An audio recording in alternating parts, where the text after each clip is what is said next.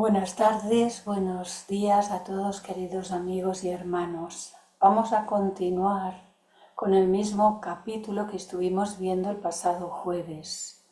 Era bastante largo y entonces lo dividí en dos partes y hoy vamos a continuar en el punto en que lo dejamos. Hoy, 25 de septiembre, tenemos que recordar, como siempre, que esta grabación será colgada en la página YouTube de Bhakti y si no quieren que su imagen quede en esa grabación, pueden cerrar su cámara clicando sobre el icono que aparece en su barra de herramientas. Y vamos a hacer unos momentos de silencio, preparándonos para el trabajo que vamos a compartir.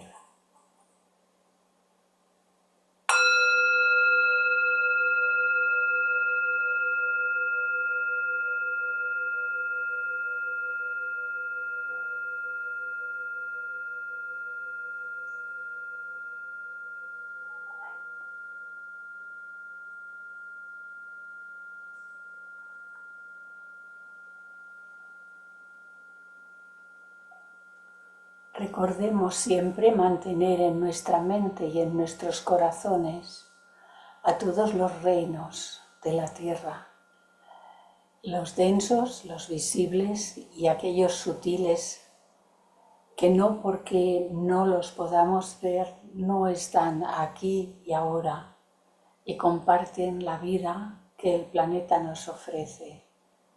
Todos somos hermanos, grandes y pequeños.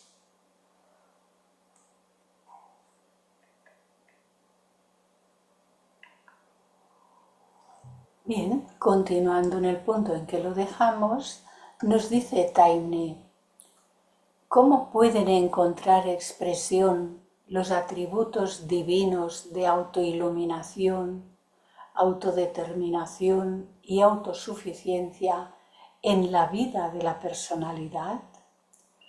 Primero, autoiluminación, en el caso de la personalidad, significa que ésta será capaz de alcanzar el conocimiento que necesita desde lo interno de sí misma. Alcanzar el conocimiento que necesitamos desde lo interno de nosotros mismos. Y lo haremos en mayor medida cada vez, en lugar de depender, como ahora suele suceder, de toda clase de fuentes externas.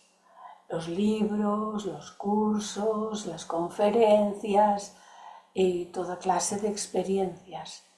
Y esto no significa que estos no sean buenos, no sean importantes. La selección de ello, de lo que viene desde fuera a nosotros por medio de nuestros sentidos, debemos hacerla usando de nuestro discernimiento, que es una cualidad búdica. Por lo tanto, cuando seamos más adelantados en el desarrollo de esas facultades superiores, nosotros dependeremos menos de las fuentes externas y obtendremos un conocimiento cada vez más directo de las fuentes internas de nosotros mismos.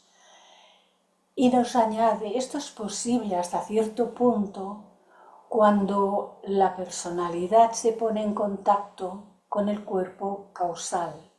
Cuando esta personalidad se pone en contacto con el cuerpo causal en nosotros, tal como ya se explicó en un capítulo anterior.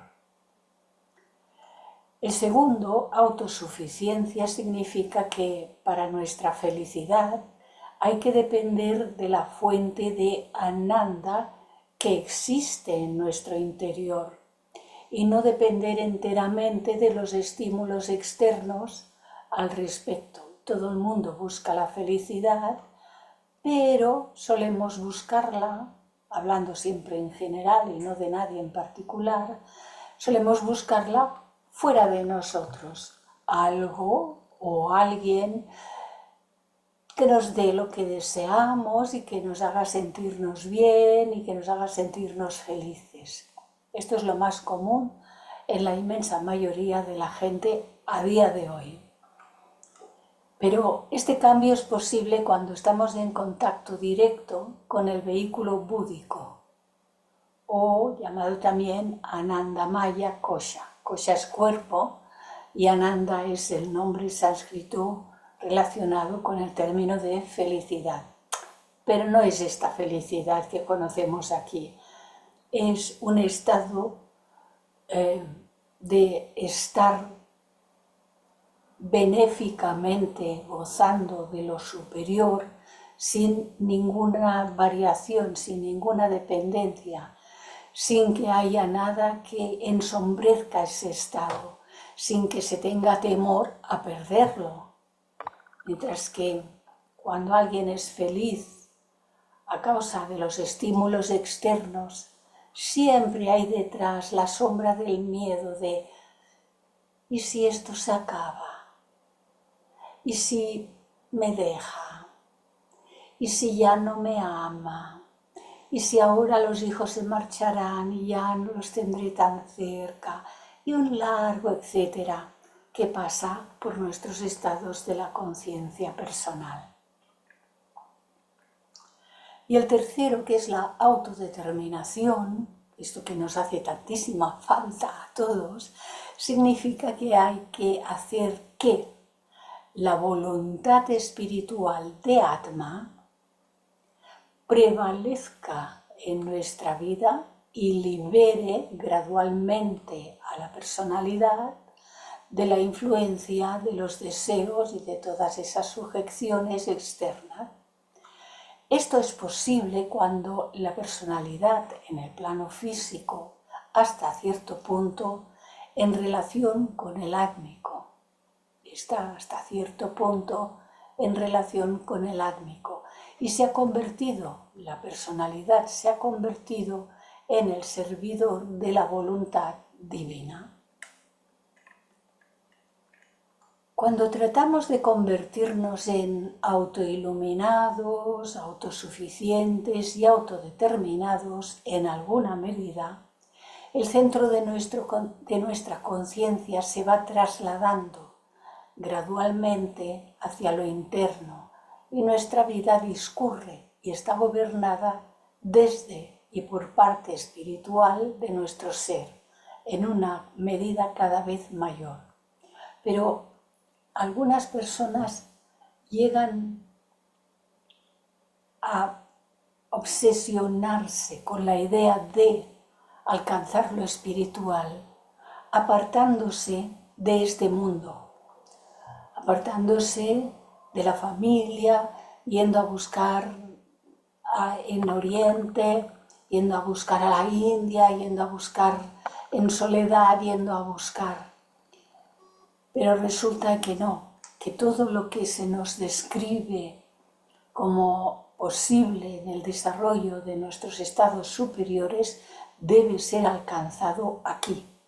Y cuando digo aquí donde el karma actual y nuestro estado actual de desarrollo de la conciencia, es decir, nuestro estado evolutivo y sobre todo tener en cuenta el karma, nos ha traído a nacer donde hemos nacido, con la familia con la que hemos nacido, incluso con la familia que hemos formado y un largo etcétera.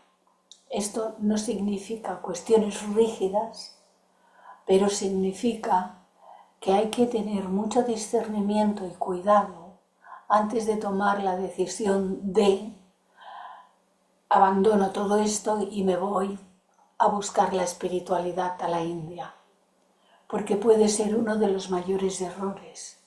La espiritualidad está en todas partes. No hay que irla a buscar a la India ni a ningún lugar, porque está aquí y ahora, está en todo momento y en todo lugar.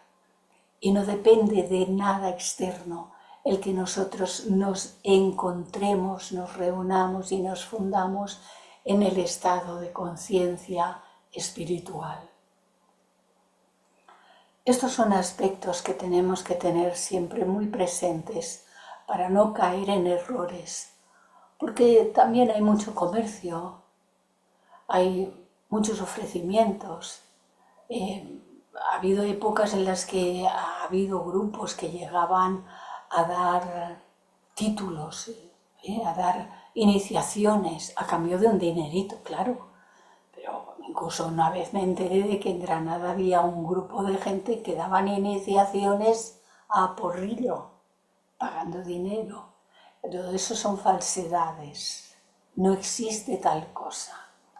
Entonces hay que ir con cuidado, no con miedo. Cuidado, no confundamos ser prudentes y tener cuidado con tener miedo. No han de confundirse. Sigue diciéndonos Taimni, solo cuando esto se ha realizado hasta cierto grado, porque todo es muy gradual, no va a saltos, entonces es cuando la práctica del Raja Yoga se hace posible. Y a través de esta práctica, la personalidad y la individualidad, que ya sabéis y recordáis perfectamente que está formada por la tríada divina Atma Buddhi Manas, si la personalidad y la individualidad se convierten a la vez en instrumentos efectivos y en expresiones del Atma, que es el aspecto más superior en todos nosotros. De lo que se ha dicho antes se deducirá que aunque el Atma es triple en su naturaleza, correspondiendo a los aspectos de Sat, verdad o existencia, Chit, la conciencia, que es la vida divina que se expresa, Ananda, que es la dicha o bienaventuranza de la divinidad.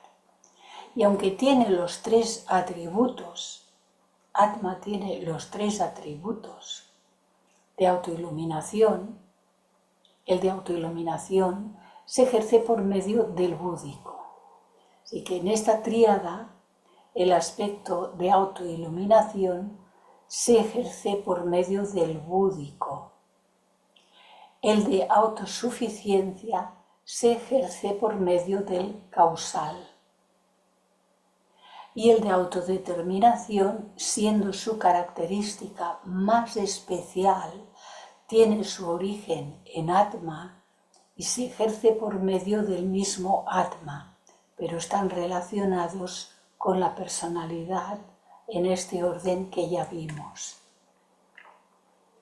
Ahora bien, la autodeterminación encuentra expresión en la personalidad como fuerza de voluntad espiritual y por lo tanto, al considerar el papel de Atma en el reino de la personalidad, podemos tratar especialmente de la cuestión del fortalecimiento de la voluntad, porque esta autodeterminación es igual y equivale a la fuerza de voluntad de Atma por medio de la personalidad.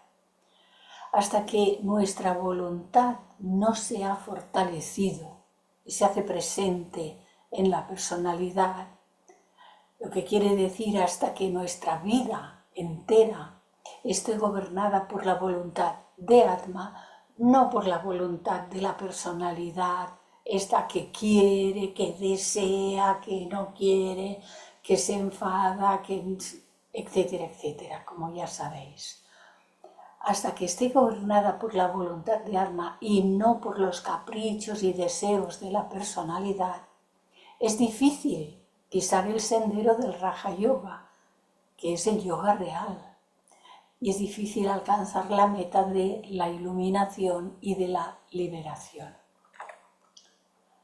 Como sea que hay muchas falsas interpretaciones que prevalecen sobre la naturaleza de la fuerza de voluntad, intentaremos, en primer lugar, comprender claramente la naturaleza esencial de este elemento más importante de nuestro carácter. Nos ayudará a conseguir este fin si, en primer lugar, despejamos el terreno, demostrando la relación que existe entre la voluntad, por un lado, esta voluntad, por un lado, y prana, deseo y acción, por el otro. La palabra fuerza se usa ahora en un sentido definido en la ciencia, para indicar la capacidad de ejercer la fuerza mecánica. Y mucha gente que no han pensado claramente en estas cosas, asocian vagamente la fuerza de voluntad con la capacidad para servirse de la fuerza como esa energía.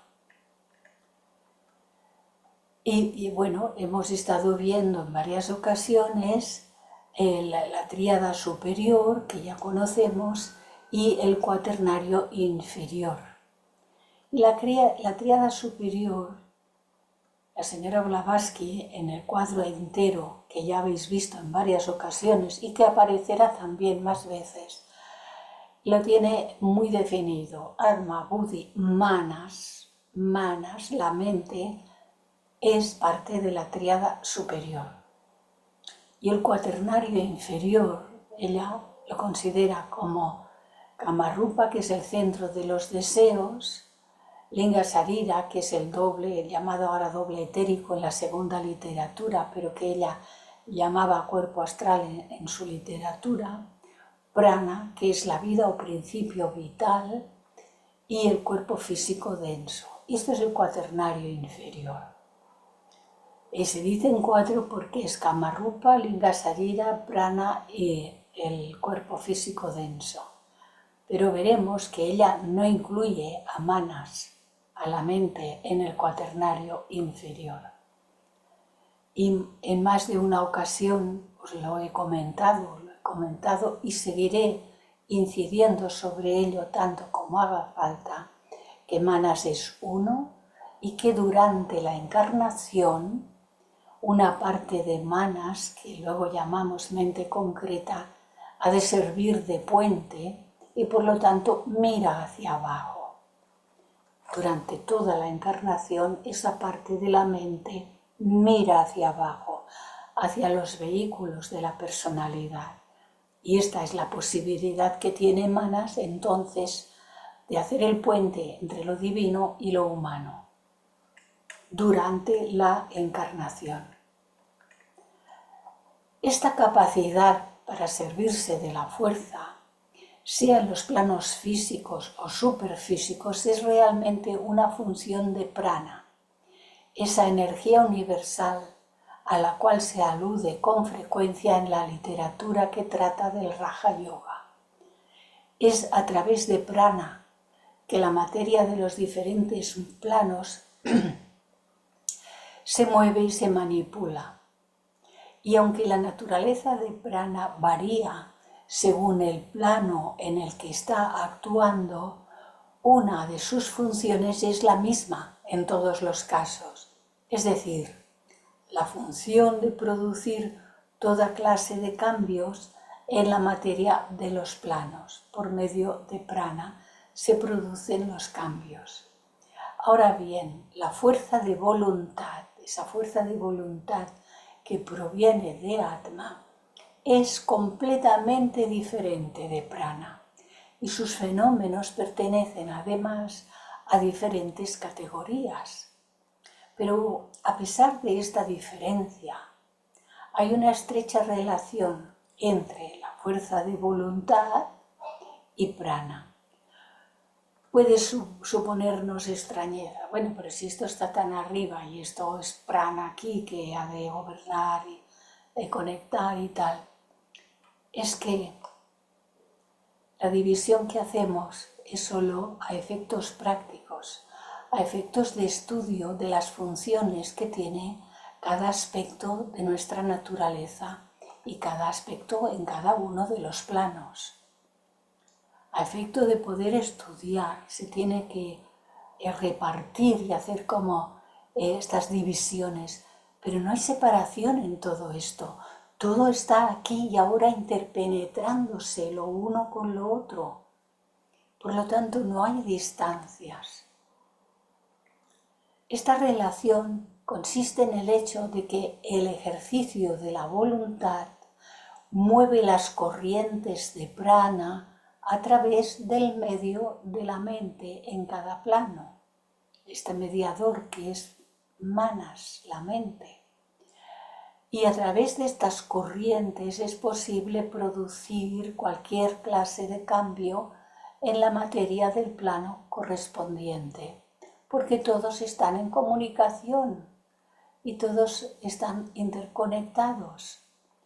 La relación puede compararse a la que existe entre el magnetismo y la electricidad en el plano físico.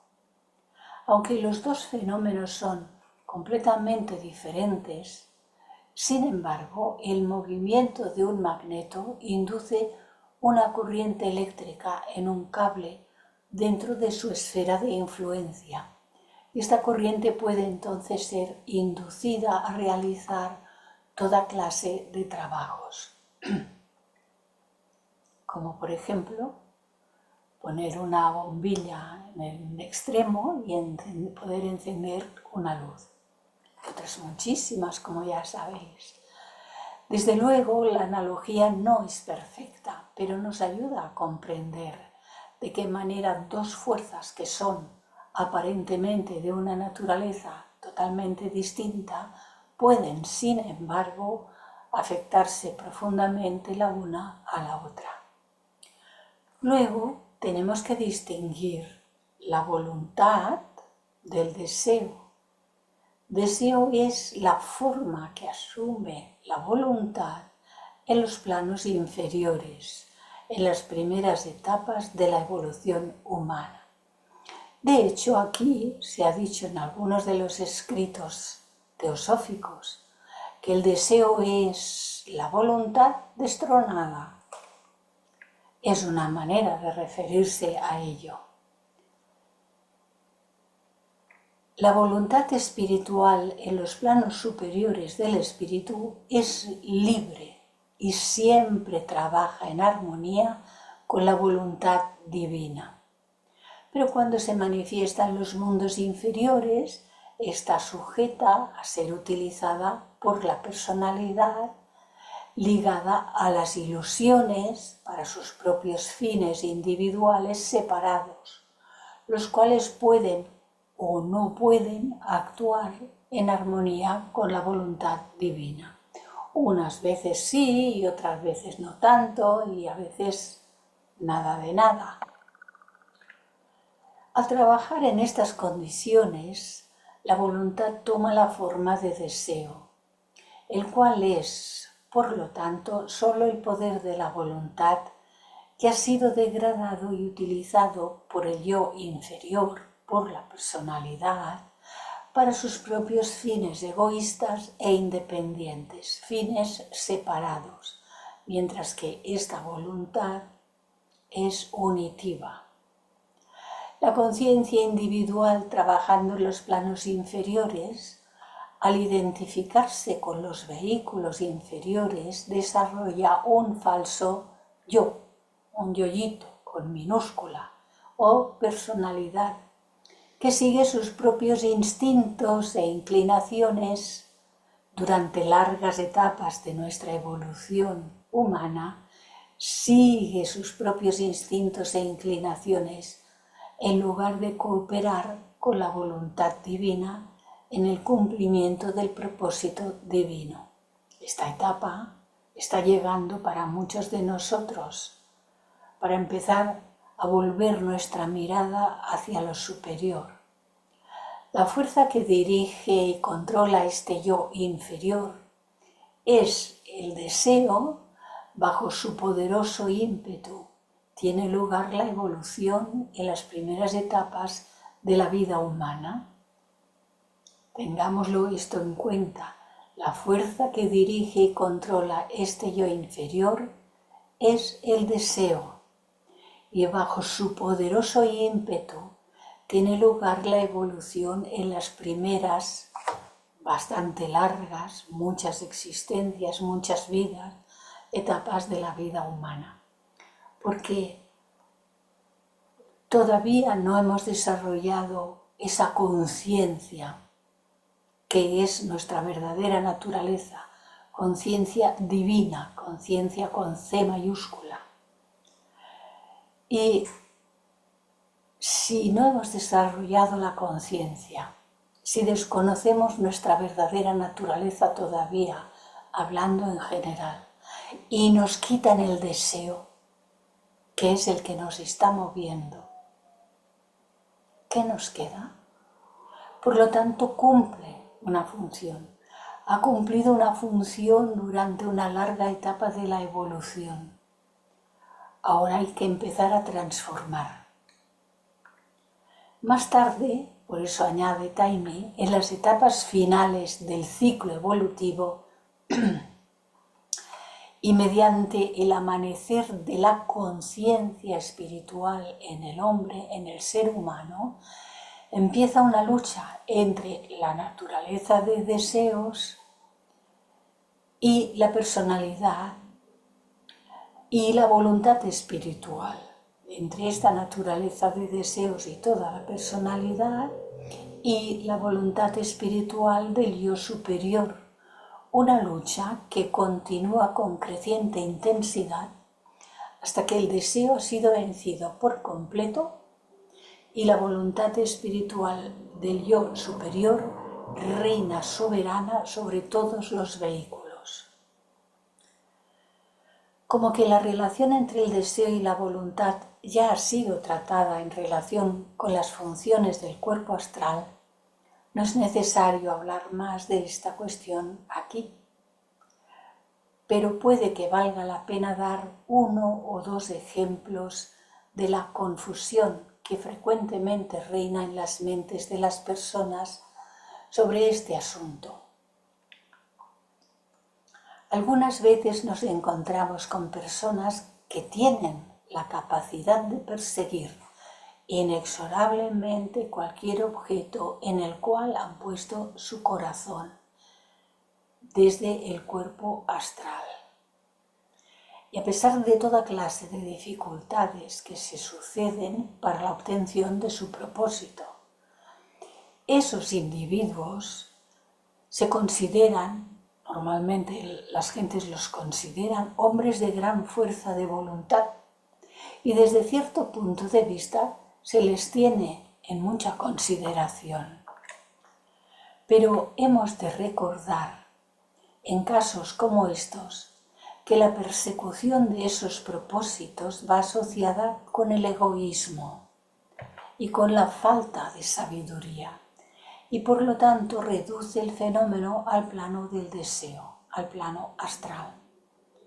A pesar del parecido externo, es fuerza de voluntad, decimos, y a pesar del hecho de que el origen de la fuerza, en el caso del deseo y de la voluntad, es el mismo, no es correcto considerar esas manifestaciones como manifestaciones de voluntad pura. Recordemos que al deseo lo llaman la voluntad destronada. Por lo tanto, hemos de tener en cuenta que para poder considerar cuando un ser humano, incluso nosotros mismos, estamos obrando movidos por el deseo astral o movidos por algo de la voluntad, deberemos ver si lo que nos mueve es el egoísmo de obtener, de ser, obtener beneficios, de tener mayor poder, de tener mayor consideración por parte de la sociedad, etcétera, etcétera, etcétera. Y nos daremos cuenta entonces de que esa forma no es voluntad divina, porque esa forma es separativa y la voluntad divina siempre es unitiva. No trabaja para el yo personal, para engrandecer a ningún yo personal. Sigue diciéndonos Taimei. Desde luego, la tenacidad ordinaria, que algunas veces también es confundida con la fuerza de voluntad, es en realidad el síntoma de una voluntad débil. Es la natural reacción de un alma que no posee la suficiente confianza para tratar con las situaciones tal como se presentan y por lo tanto se aferra de manera torpe a una línea determinada de acción contra todo razonamiento y contra todo sentido común.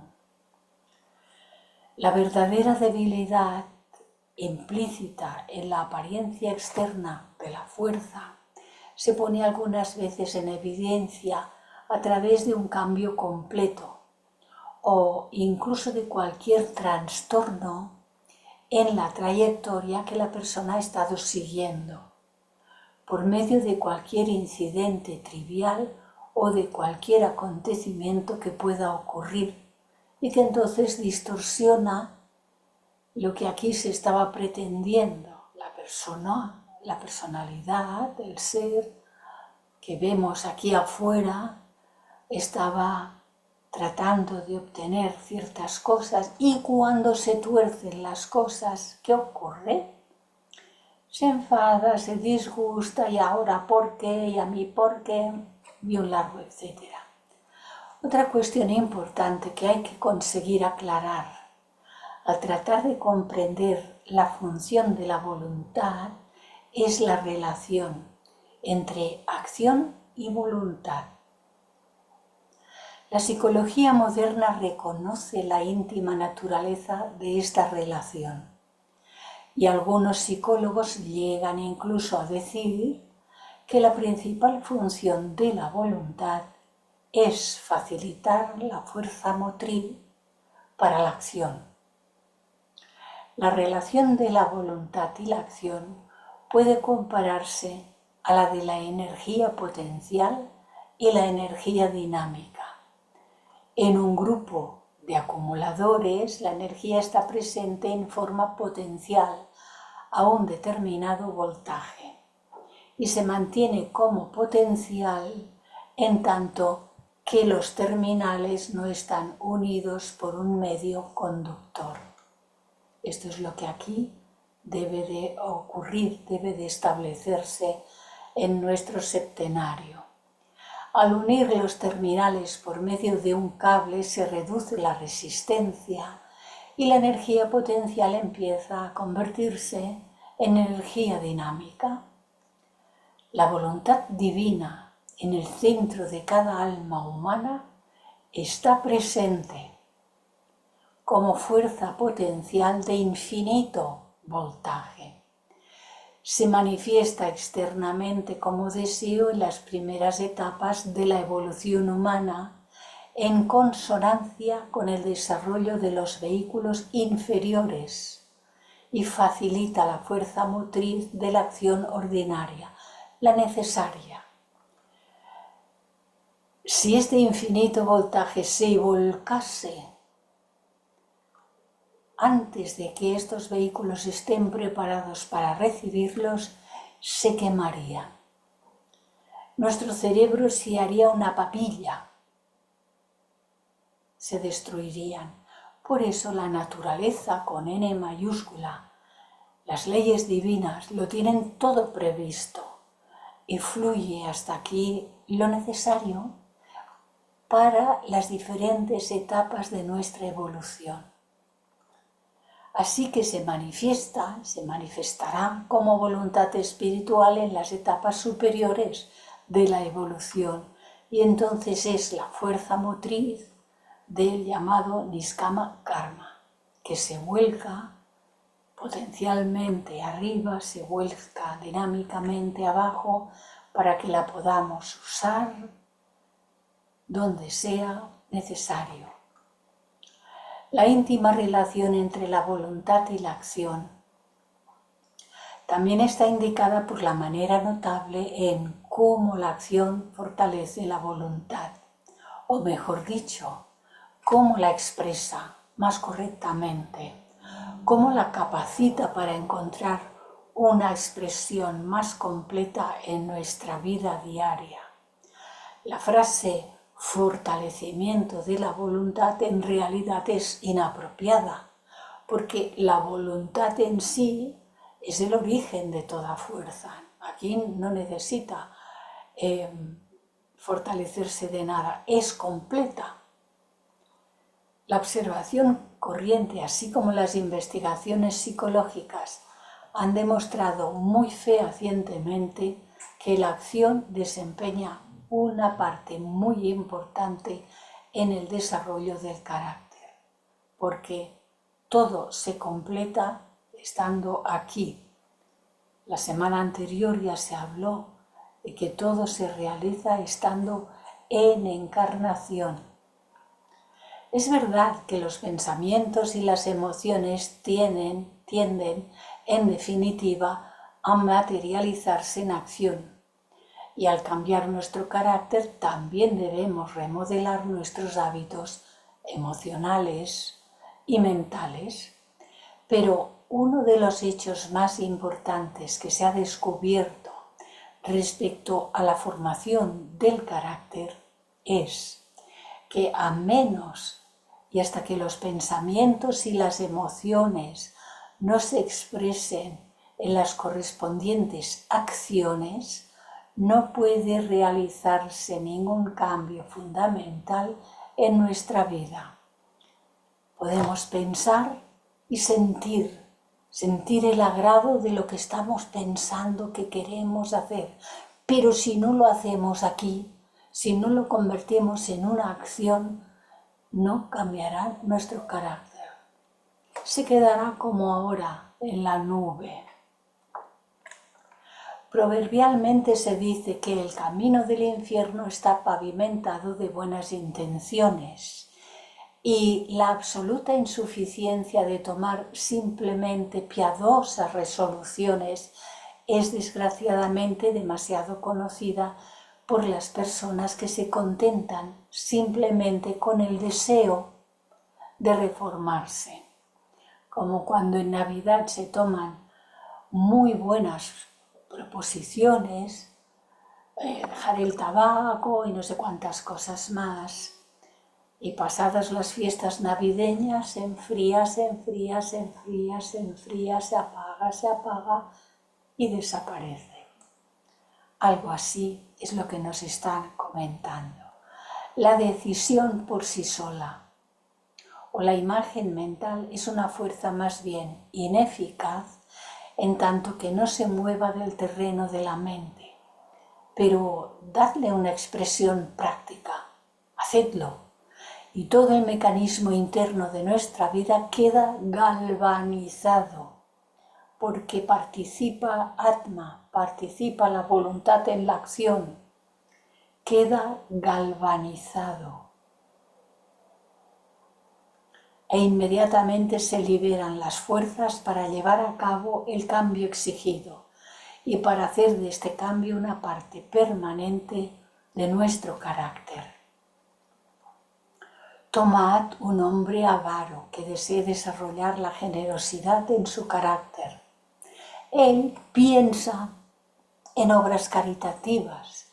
Día tras día se imagina llevando a cabo esas obras en su vida diaria, pero no realiza ninguna obra caritativa.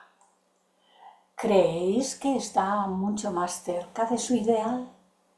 No, pero que él entregue realmente algo a una persona verdaderamente necesitada y entonces se verá el resultado. Cambia apreciablemente su carácter al realizar precisamente esa acción y todo el mecanismo de su vida interna empieza a moverse. Puse esta imagen aquí y la explicación correspondiente, que es muy interesante. Me pareció que podía agradaros. Esta imagen se dedica al pecado de la avaricia, como aquí la nombraba, y está adornada con todo tipo de elementos tan del gusto de el Bosco, el pintor el Bosco. La escena se centra en la alcoba del moribundo, que está aquí, llena de demonios que esperan el alma del avaro. Su comportamiento en vida está simbolizado por el anciano que echa monedas en un saco sostenido por un demonio. aquí. El saco está en un cofre bajo el que se ven más demonios escondidos. El avaro recibe la llegada de la muerte, que aporta unas flechas, una imagen común de las ilustraciones de Lars Muriende, un libro muy conocido en la Edad Media.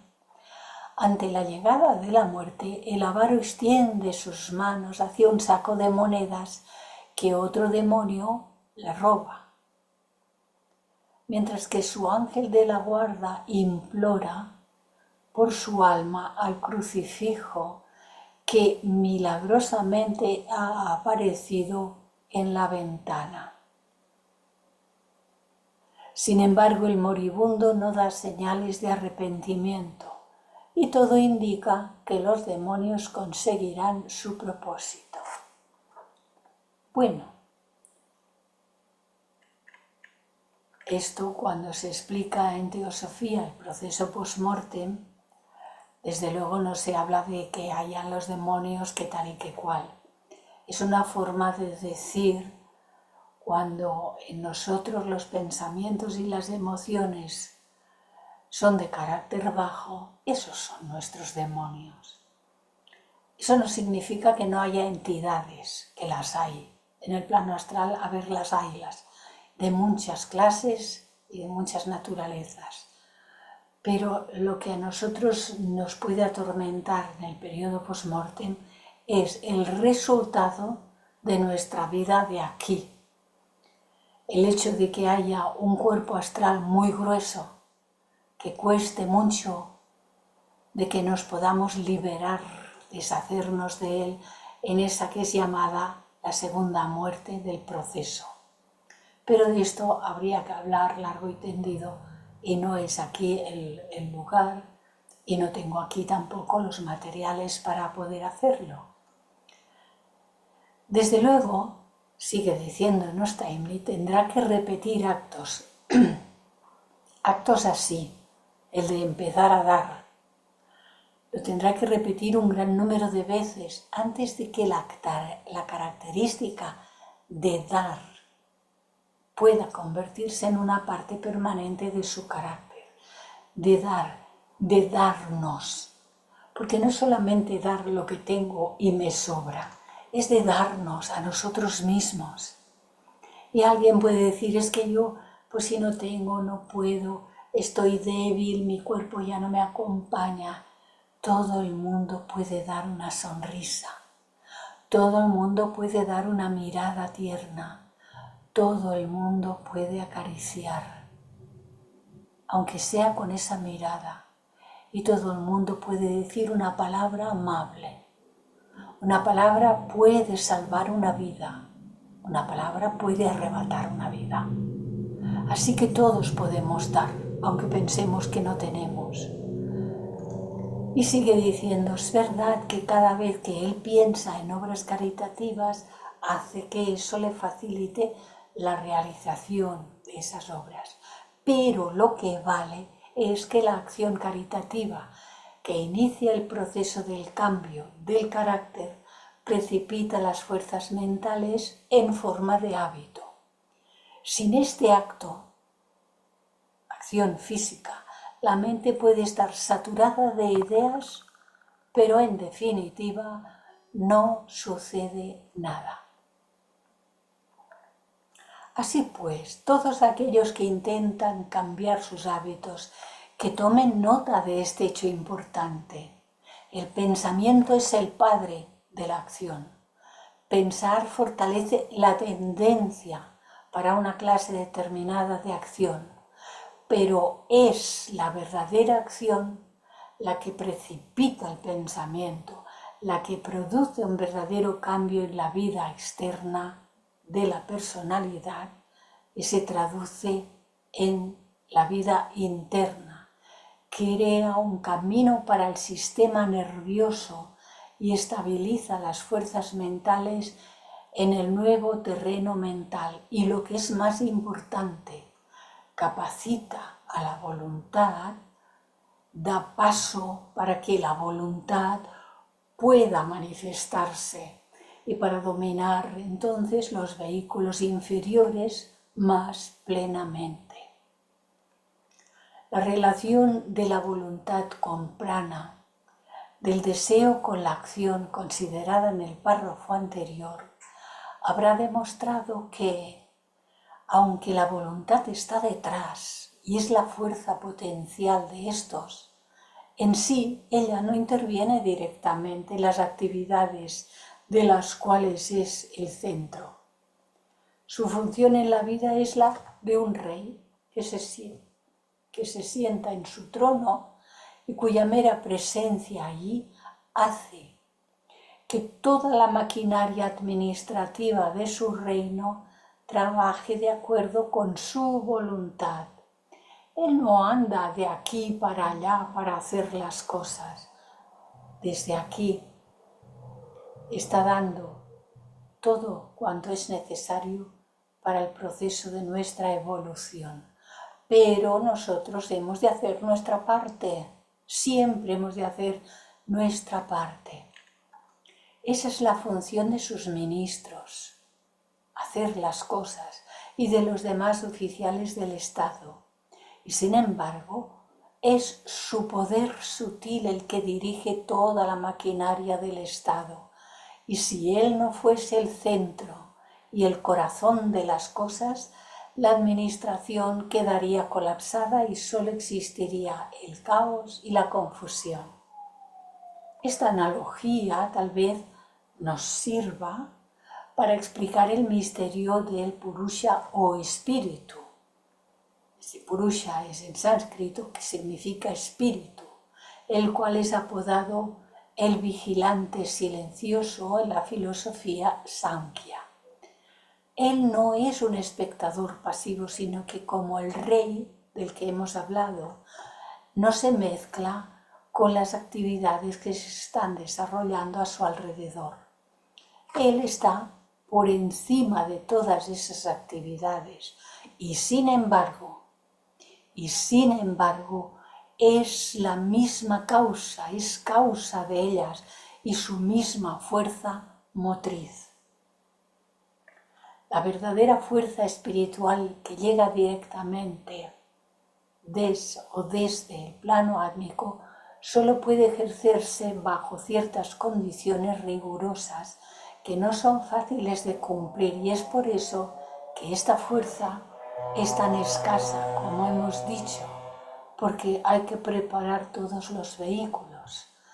Antes se ha demostrado que tan pronto como esta fuerza queda contaminada por el elemento personal, se degrada hasta la forma más inferior de deseo y pierde su carácter puro e irresistible que sigue permaneciendo aquí. Así pues es evidente que la impersonalidad,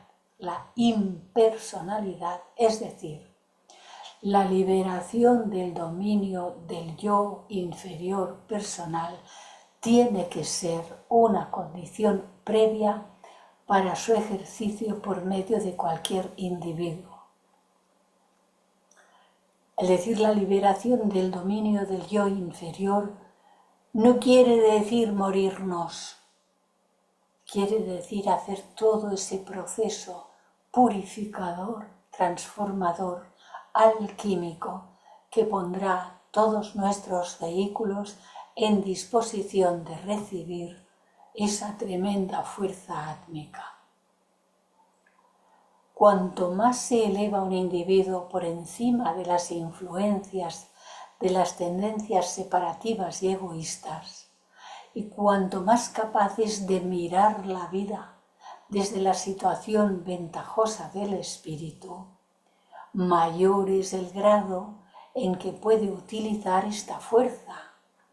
Y puesto que solo un jivatma o individualidad, porque de las dos maneras se puede nombrar, puesto que solo un jivatma o individualidad liberada está completamente libre de las ilusiones y de los intereses de la vida inferior personal, solo él puede utilizar esta fuerza libremente y con efectividad.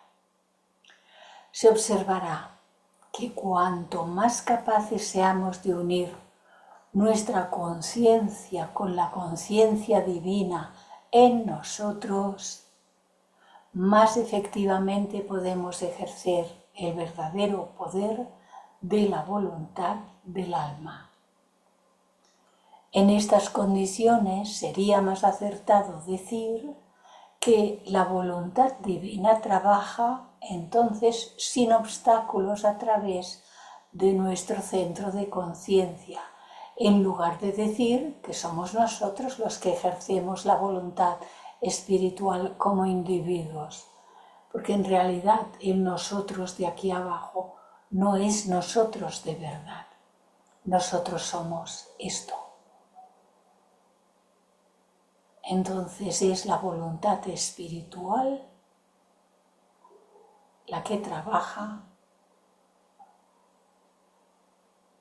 a través de todos sus vehículos como individuos.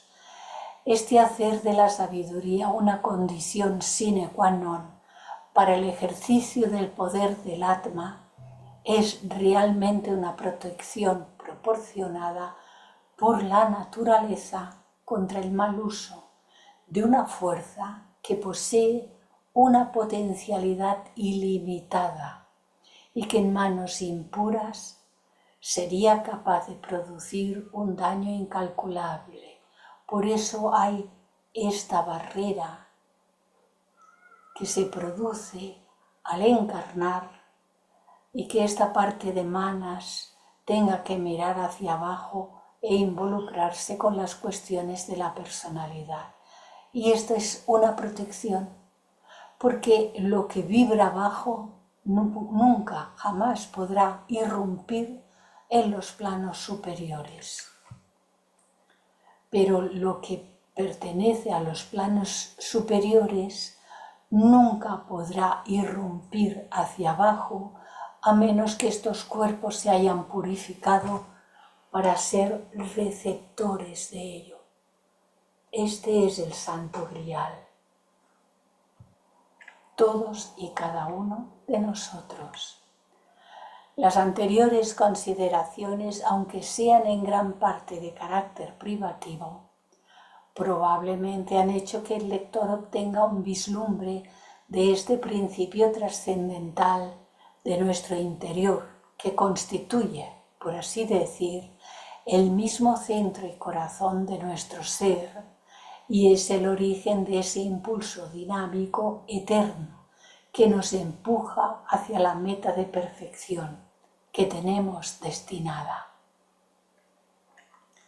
Aunque está oculto a nuestra mirada y solo podemos ver sus débiles y pálidas manifestaciones en los aspectos más sublimes e inspiradores de la vida humana, sin embargo, eso es lo que proporciona la garantía de nuestra conquista sobre todas las ilusiones e imperfecciones de la vida inferior y el logro de nuestra herencia divina, el logro de recibir, estando aquí encarnados, nuestra herencia divina. Atma es nuestro gobernador inmortal interno, que irresistible y en silencio rige todos los reinos de nuestra vida. Y hasta aquí este capítulo del libro de Taimni, Conocimiento de sí mismo.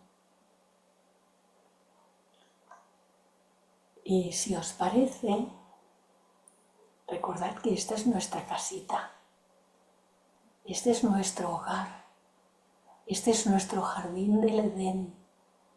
Recordemos que hay que cuidarlo y que hay que cuidar de todas sus criaturas, absolutamente de todas, sin menospreciar ninguna, sin rechazar ninguna, sin sentir aversión por ninguna, sino considerándolas como expresiones de la vida divina.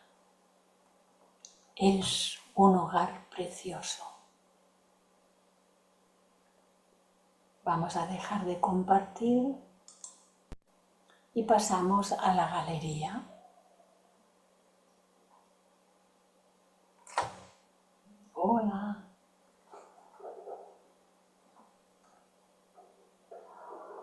hola, llegamos ahora. Uy, Hola, Clarisa. hola, hola. Bueno, bienvenidos. Siempre a la hora que se puede. Todo está bien. Estamos en ¿Estáis bien consulta del médico. vosotros? Cosas de médicos. Sí, Sí, Bueno, de oncólogo estaba hoy. bueno, contento, contento. bueno, bueno. Muy bien. Me alegro. Me alegro de veros a todos y a todas. Todos y todas. Ahora hay que decirlo de las dos maneras que si no se enfada el público. No, todos y todas. ¿Cómo estás, Clarisa? ¿Estás bien? Voy haciendo, sí, sí, sí. Mientras vaya haciendo, array. Mientras me veáis aquí los jueves, array.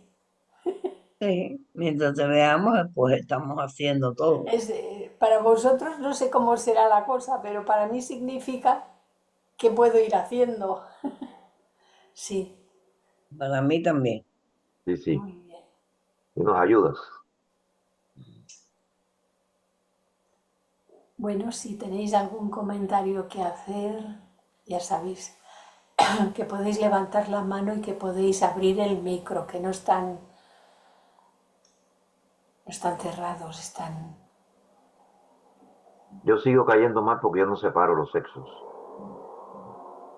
Yo ¿Cómo? digo que yo no separo los sexos de decir a Ah, ellas y a ellos y sí. todas esas cosas. No, no. Pero claro, antes siempre era el que era general para todos, ¿no? Plural en general, no hay que especificar. Bueno, pues ahora la gente se han puesto muy, muy duritos con este tema, ¿eh? Quieren que se especifiquen para que no nos dejemos a ellas. Políticamente es así. ¿Qué Sí. tal, Luis? ¿Cómo estás, ¿Qué Luis? tal, familia José y Rosa? Mira, preparándose para Santi Claus de Navidad. ¿Ya? Luis, que se está dejando la barba para hacer Santa Claus. Ah, claro, claro. Bueno.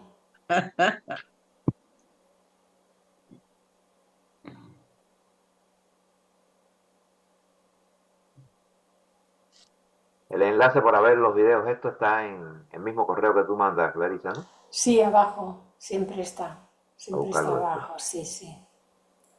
Ahí los podéis ver siempre que necesitéis. Y además Ramón lo ordena tan bien, lo pone tan bien en esa página, porque Sí. cada uno está y ahí cuando se clica se abre ese curso. Ese curso está ordenado por las fechas en que ha sido impartido Sí, y está muy bien puesto. Ramón hace un trabajo excelente. sí, muy bueno, Y, muy y bueno. lo digo porque yo a veces he entrado en alguna página que ahora hay uno aquí, luego son de otros compañeros, luego hay otro allá del mismo curso, luego tienes que bajar para encontrar el siguiente y así un largo etcétera. Y digo, uy, esto es un lío. A lo mejor es que el lío me lo armo yo, pero... Bueno, queridos amigos, si no tenéis... Hola, Emilio.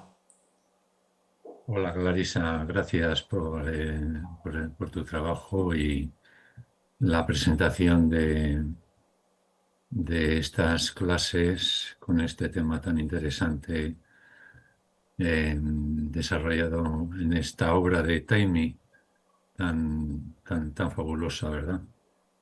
Y respecto a la clase de hoy, hay cantidad de elementos sumamente interesantes para reflexionar y recapacitar y la invitación es esta, ¿no? Alinearse con esta.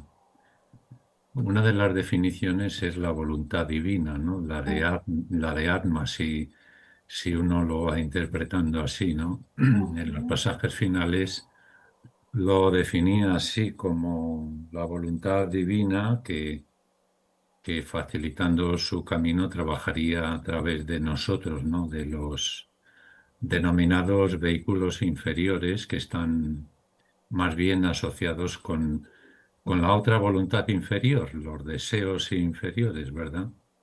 Y En bueno, este general. aspecto es sumamente interesante. Voy a terminar el comentario y luego tú lo agarras para ampliar el comentario que estimes oportuno, que será bienvenido. Entonces, un discernimiento sobre ello es que es decir, esta voluntad divina está en nosotros, pero el caso es que hay otro aspecto en nosotros que cree lo contrario, que soy yo. Este yo, el yo inferior, es el que tiene normalmente el protagonismo, ¿no? El que tiene, el que ansía las cosas, el que se cree protagonista, al que cree que le pertenece esto y lo otro y lo demás allá. Pero esta otra realidad es muy diferente, ¿no? La voluntad divina, que es la verdadera, ¿no? Entonces aquí este ten con ten, ¿cómo salimos de esta ilusión del yo inferior que se cree el amo, el protagonista, para que esta voluntad átmica o divina pueda ir poco a poco tomando su sitio, por decirlo así, ¿no? Bueno, aquí te dejo, Clarisa, el comentario si tú lo quieres. Es fascinante, ¿verdad? Sí, lo es, lo es. Lo es porque, claro, llevamos mucha evolución repitiendo las mismas tendencias por naturaleza, ¿eh? Porque la evolución ya lo tiene dispuesto así para que podamos progresar en ese proceso de la evolución. Y llega un momento en que uno empieza a cuestionarse cosas. A ver, ¿yo por qué sufro? Porque todo el mundo quiere ser feliz y no quiere sufrir. Pero ¿por qué sufro? Y cuando uno empieza a observar, cuando estoy sufriendo, ¿por qué estoy sufriendo? Porque ahora de afuera nadie me está atacando, nadie me está dando un palo, nadie me está...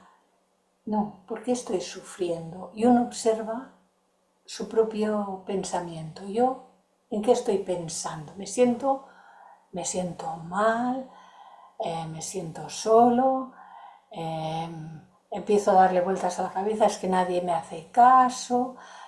Muchas gentes están muy metidas en el que a mí nadie me comprende, el a mí, mi, a yo. ¿eh? Es una cuestión muy repetitiva. Entonces, uno llega un momento que está harto de sufrir. Se tiene que hacer un planteamiento. A ver, la vida no puede ser esto.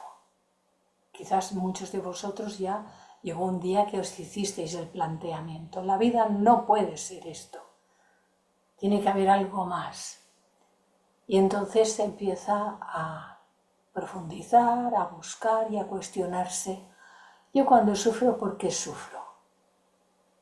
Porque las cosas no son como yo, este yoyito pequeño, quiere que sean. Siempre hay una contradicción. Las cosas no son como yo quiero. Los hijos no me vienen a ver todo lo que yo quisiera. Estoy haciendo planteamientos, lo que sea. Yo he hecho un proyecto de trabajo y me ha salido mal. Y tengo un enfado, por no decir esas otras palabras que se usan, que no las uso nunca. Entonces tengo un enfado de campeonato.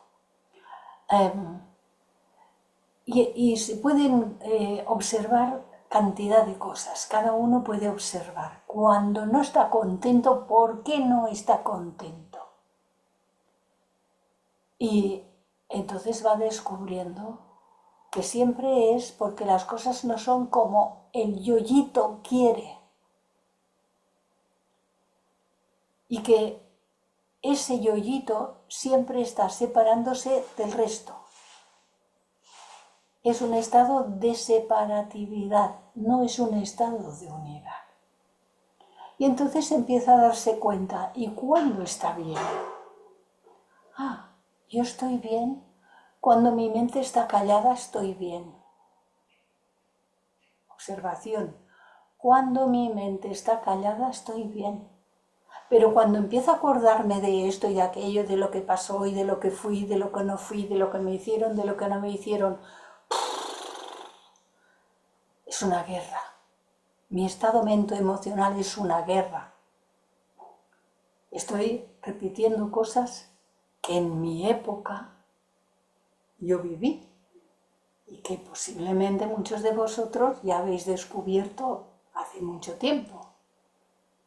Y yo tuve que empezar por algo. Y tenía un buen amigo, teósofo, el primer teósofo que conocí yo, que decía, le preguntaban, ¿y por dónde empiezo, Jaime? Ay, hijo, por el zapatito que más daño te hace. ¿Qué es lo que más te hace sufrir a ti? Y cada uno podía presentar un aspecto diferente del grupo que estábamos cuando se le preguntaba. A mí me duele esto, a mí cuando me hacen lo otro, yo cuando no sé qué. Dice, pues empieza por ese. ¿Y ese por qué te duele? Observa por qué te duele. Es que yo quiero que... hay un yo que quiere que las cosas sean a su manera. Quiere que sean a su manera. Es vano, todo eso es vano. Todas esas situaciones de ansiedad, preocupación, sufrimiento, miedo, separatividad, todas esas son las características del yo personal. Y cuando uno está en paz, cuando su mente está callada y cuando empieza a mirar al mundo, ahí hay el mundo, ahí está a nuestro alrededor. Estoy mirando aquí porque tengo una ventana y hay una vista amplia, ¿no? Está el mundo, está ese planeta, está todo el sistema solar, está toda la galaxia y se sostiene todo. ¡Wow! Y cuando uno empieza a reflexionar, y eso que sostiene las galaxias, sostiene los sistemas solares, sostiene nuestro planeta, sostiene todos los reinos, nos sostiene a nosotros. ¿Es que a nosotros nos falta algo? No. Está todo en nosotros. Y cuando empieza uno a meditar, reflexionar, estos pensamientos son pensamientos meditativos. Y cuando empieza a leer esta literatura teosófica, la lee meditativamente y empieza a descubrir cosas en sí mismo porque ve las conexiones. Lo ve, se da cuenta de. Cuando cae en la cuenta dice, wow, lo que dice aquí. Lo expreso así, wow, lo que dice aquí. Pero este gesto internamente lo he hecho yo miles de veces cuando estaba leyendo meditativamente algo de la literatura teosófica. Yo leo poco, os lo confieso, leo poco en cantidad. Porque desde que encontré la teosofía leo mucho en profundidad. Así que es pocos libros. Yo no he leído 3000 libros, ni 2000 ni 1000. Yo había leído mucho antes de encontrar la teosofía sobre la literatura clásica, los antiguos, etcétera, etcétera. Pero luego cuando empecé con la teosofía dije, uy, esto hay que leerlo de otra manera. Y cuando leí que Annie Besant decía leer tantos minutos y meditar no sé cuántos minutos, no me acuerdo cómo lo dice, dije, vale, esto es esto. Entonces es la lectura meditativa. Lo que dice ahí, ¿qué tiene que ver conmigo? Porque nos está hablando a nosotros, está hablando al alma. Me está diciendo cosas, me está informando, me está formando, por lo tanto. Pero tengo que no pasar de largo. ¿Qué me está diciendo? Una de las cosas que, por ejemplo, al principio, hace ya muchos años, me llamó muchísimo la atención y dije, uy, esto hay que ponerlo en práctica. Es cuando ahí dentro de la literatura, no sé dónde, porque luego no sé dónde está, ¿eh? Luego no sé el sitio, pero sé la cosa que es lo importante. Dice, hay que dejar de juzgar. Pero luego el señor Krishnamurti dice que hay que tener el recto juicio de las cosas. Digo, vale, son dos cosas diferentes, ¿eh? Hay que dejar de juzgar a los demás. Si hacen, si no hacen, si entran, si salen, si suben, si bajan, si no sé qué, bla, bla, bla, bla, bla, bla, todo eso que hace la mente. A la mente hay que silenciarla. Es un instrumento que tiene que estar a nuestro servicio y no esclavizarnos con sus cosas. Pero hay que tener el recto juicio de las cosas. Esta tarde está haciendo una tarde soleada, pero ya está muy bajo el sol. Esto es un hecho. Otra cosa es que yo diga, pero ahora se está nublando, no sé si podré salir, yo me había hecho la idea que iría tal, que iría cual, y ahora me va a fastidiar porque va a empezar a llover y ya estoy mirando malamente porque hay unas nubes por ahí muy negras.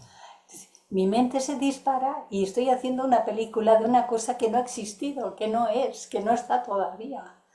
Pues películas estamos haciendo todos los santos días. Y las películas hay que dejárselas al señor Spielberg y a Company. Y nuestra mente tiene que estar más callada. Y hay que descubrir todo lo que ocurre dentro de nosotros. Yo me observo, esto es para cada uno, yo me observo, lo que está ocurriendo dentro de mí es separativo o es unitivo. Si es separativo, es la personalidad la que la está liando. Si es unitivo, es un reflejo que me llega desde arriba, de mí misma, de cada uno de nosotros, de sí mismo. Si es unitivo, nos llega de nosotros mismos, pero de arriba. Si es separativo, es ese contenido de la mente, emociones y eso es lo que hay que ir vaciando y limpiando, vaciando y limpiando. Todo lo separativo hay que ir vaciando y limpiando. Porque todo lo viejo, desde este instante para atrás, son muertos. Ya ha sucedido, ya no tiene vida. Y lo que todavía no ha llegado, todavía no es. Ni sabemos si será. ¿Lloverá o no lloverá? Ni sabemos si será. Solo es vivo este instante. Y vivimos permanentemente acariciando los cadáveres de nuestra mente. Y bueno, hay que volverse como las personas que pierden la memoria por una patología. No, no se trata de una patología. Se trata del olvido voluntario de lo que ya fue. No se trata de olvidar quiénes somos, ni quién es nuestra familia, ni cuál es nuestro trabajo. No olvidamos que amamos, no olvidamos ninguna de las cosas esenciales que son necesarias para estar aquí. Pero lo que pasó, lo que no pasó, lo que pudo haber sido y no fue, y lo que me dijeron y no me dijeron, y me hicieron y no me hicieron, e hice o no hice, todo eso es basura. Son muertitos. Hay que liberarse de todos los muertitos. No sé si con este lenguaje tan explícito estoy explicando suficientemente claro. Creo que sí. Lo he dicho más de una vez, de todas maneras no es la primera.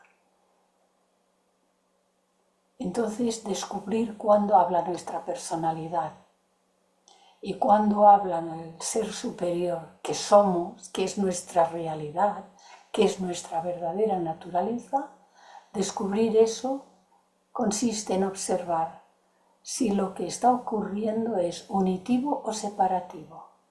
Esa es la clave. Si es unitivo, bien. Unitivo quiere decir que no deja ningún ser fuera. Si es separativo, bueno, es que estos me caen bien y los otros me caen mal. Malo, mal asunto. Ya empezamos porque no nos tiene que caer nadie de nada, en ningún sitio. Ni bien ni mal, como dice aquel gran maestro. Ningún hombre es mi amigo, ningún hombre es mi enemigo. Todos son mis hermanos. Y cuando observamos algo que no cumple ciertas reglas, esta por ejemplo, pues hay que transmutarlo. Hay que hacer un trabajo, no darle alimento a estas cosas, transmutarlo.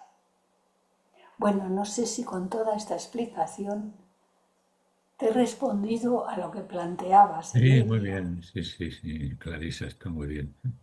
Gracias. Gracias. Chelo,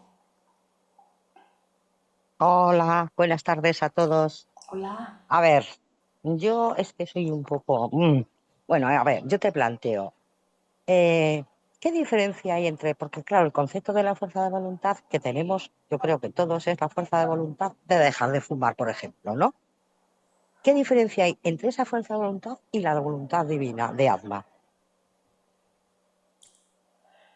Si la fuerza de voluntad la pones en acción y dices, se ha acabado para siempre, y lo consigues, si lo ejerces, si lo realizas, entonces es que la voluntad de Atma te ha llegado, porque has limpiado algo del canal.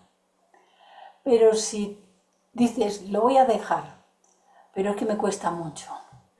Bueno, lo dejo 2 días, pero es que he caído porque me he vuelto a fumar 2 cigarritos. Bueno, lo voy a dejar, pero me guardo el paquetito, lo que me queda por si acaso caigo en la tentación. Todo esto son cosas de la voluntad personal. Mm. La voluntad destronada, como hemos dicho, es el deseo, es voluntad destronada. Pero como que se ejerce en los planos de la personalidad, pues tiene la fuerza que tiene. No decimos ni bien ni mal, es la que hay, pero no es la que tiene que llegar a haber aquí, ya, expresándose completamente. Entonces cada uno ha de ver cuáles son sus posibilidades. Uno quiere dejar de sufrir. ¿Alguno de vosotros quiere dejar de sufrir? Hombre, pues claro, todos, creo yo. Pues hay que ponerse, porque no va a venir de regalo. Ya.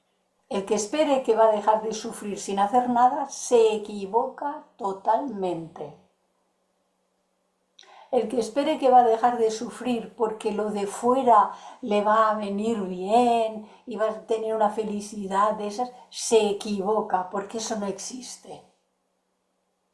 La felicidad verdadera viene de adentro, de uno mismo, no dependiendo de nada de lo que nos rodea, aunque estemos bien con nuestros seres queridos y ese largo etcétera. Pero la verdadera felicidad es interna, no viene de fuera. Entonces, si queremos dejar de sufrir, hay que ponerse a hacerlo. La distinción entre la voluntad superior y la inferior queda clara, ¿verdad? Sí, muchísimas gracias. A vosotros que me dais la inmensa oportunidad de seguir aprendiendo junto a vosotros. Y esto es un hecho.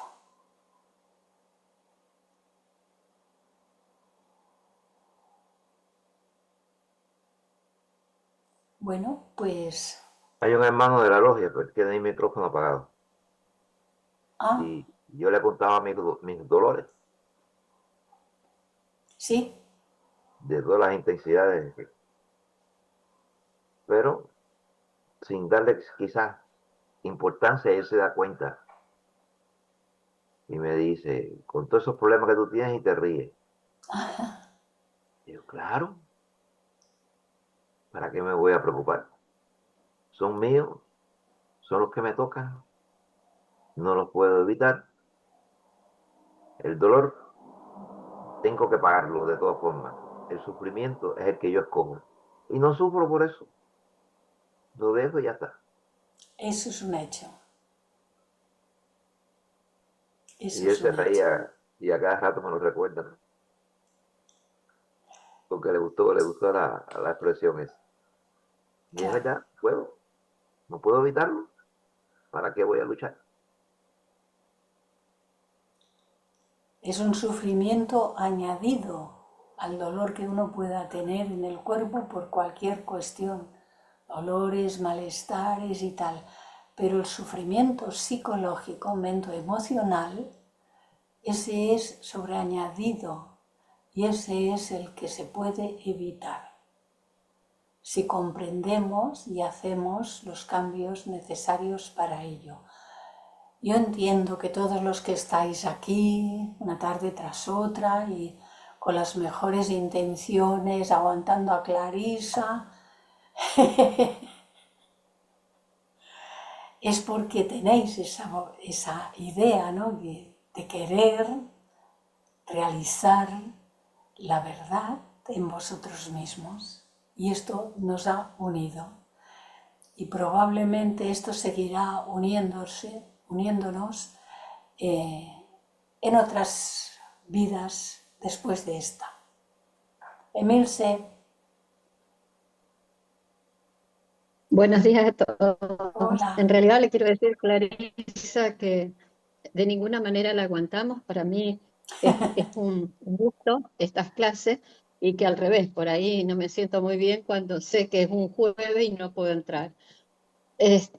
Me parece tan importante esta conferencia que también tiene, me parece, mucho relación No te oigo. con la A de ver, mañana, ¿cómo? que va a Es que hablar se ha cortado que la es voz. muy importante. ¿Ahora? ¿Ahora? ¿Sí? Sí. A ver, ¿me escucha? Sí, Es muy sí. importante esta conferencia, unida con la que va mañana, que va a hablar si la fraternidad la fraternidad es una utopía. Y a mí, con toda esta charla, me hizo ver que, bueno, a lo mejor yo puedo sufrir por mí, pero lo más doloroso es hacer sufrir a los demás. Eso me parece que hay que tenerlo presente, sobre todo cuando uno quiere escalar y pisa al otro y lo quiere derrumbar. No importa, no importa. Entonces, uno a veces dice, a lo mejor, cuánto dolor estoy produciendo, ¿no? Y es tan cortita mi triunfo, que en realidad lo que tengo que pensar es en no hacerle doler a los demás, en no hacerlos sufrir. Al revés, la compasión y el amor hacia los demás. Gracias, Clarisa, y gracias a todos por dejarme hablar. Gracias. Correcto, correcto, Emilce. Gracias, mi sí. Dejar de hacer sufrir a los demás seres. Importantísimo. Importante. Pues muy bien, queridos amigos y Gracias, Clarisa, hermanos. qué hermosa. Hola, María. Qué linda la charla, muy lindo. Muchísimas gracias. Gracias a todos. Qué Vamos a hermoso. parar la grabación.